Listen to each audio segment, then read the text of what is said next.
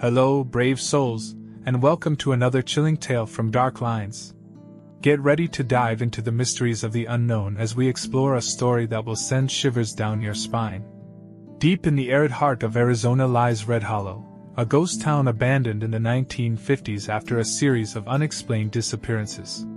Once a bustling mining settlement, it now stands silent under the relentless sun, its wooden buildings crumbling into the sand. The skeletal remains of saloons, a general store, and a church with a collapsed steeple dot the landscape, half buried by shifting dunes. Locals steer clear, claiming the town is cursed by the spirits of miners who vanished without a trace, their souls trapped by a malevolent force tied to the silver mines that once fueled Red Hollow's prosperity. One sweltering afternoon in late summer, a young photographer named Jake Hensley ventures into Red Hollow, lured by rumors of a hidden gold vein and the promise of eerie photographs that could launch his career. A 28-year-old freelancer from Tucson, Jake has always been drawn to the macabre, abandoned places, urban legends, the kind of stories that keep people up at night. Armed with his camera, a backpack of supplies, and a stubborn streak, he ignores the warnings from a gas station attendant who shook his head and muttered, "That place ain't for the living."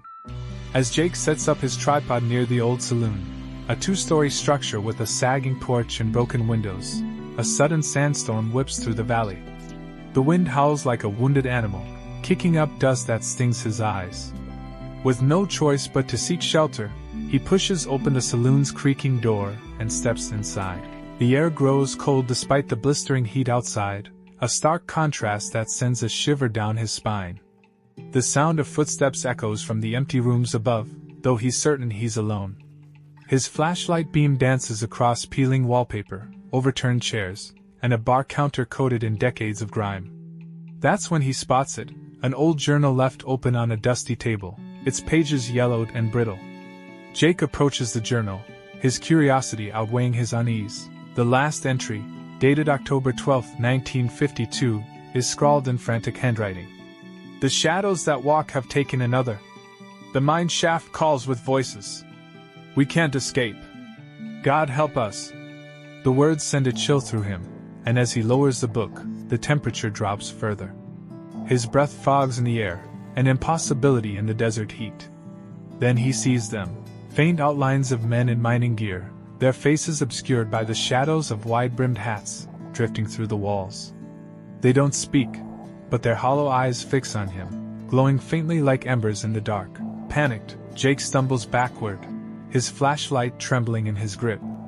He tries to flee, but the saloon door won't budge, jammed or locked by some unseen force. The phantom miners draw closer, their forms solidifying with each step, the clink of pickaxes and the rasp of their breathing filling the air. A low hum rises, like the distant rumble of machinery, and the floor beneath him trembles. A hidden trapdoor creaks open near the bar, revealing a black maw leading to the mine shaft mentioned in the journal. Against his better judgment, Jake feels an inexplicable pull, a whisper in his mind urging him to descend. With no other escape, he grabs his gear and climbs down the rickety ladder. The shaft is narrow and damp, the walls slick with condensation despite the arid climate above. His flashlight reveals rusted tools, shattered lanterns, and graffiti scratched into the rock, prayers, names, and dates stretching back decades. As he ventures deeper, the air grows thick with the scent of sulfur, and the hum intensifies. Suddenly, a figure emerges from the shadows, a woman, her dress tattered and her face pale, her eyes wide with terror. "Turn back," she whispers, her voice echoing off the walls. Before Jake can respond, she vanishes, and the ground shakes again, nearly knocking him off his feet. Jake presses on, driven by a mix of fear and determination to uncover the truth. The tunnel opens into a cavern, its ceiling studded with glittering quartz that reflects his light in eerie patterns. In the center stands a crude altar, surrounded by offerings, coins, jewelry, and bones.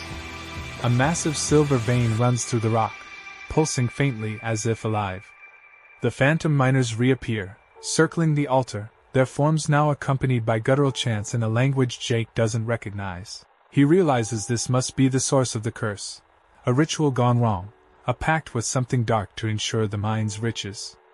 As he raises his camera to document the scene, A shadow detaches from the wall, a towering figure with glowing red eyes and claws that scrape the stone. The entity lets out a roar, and the miners turn toward Jake, their faces twisting into snarls. He drops his camera and runs, the trapdoor slamming shut behind him as he scrambles back into the saloon. The door finally yields, and he bursts into the fading sandstorm, his heart pounding. Outside, the storm clears as quickly as it began, revealing a blood-red sunset. Jake staggers to his truck, glancing back to see the saloon's windows glowing with those same flickering lights.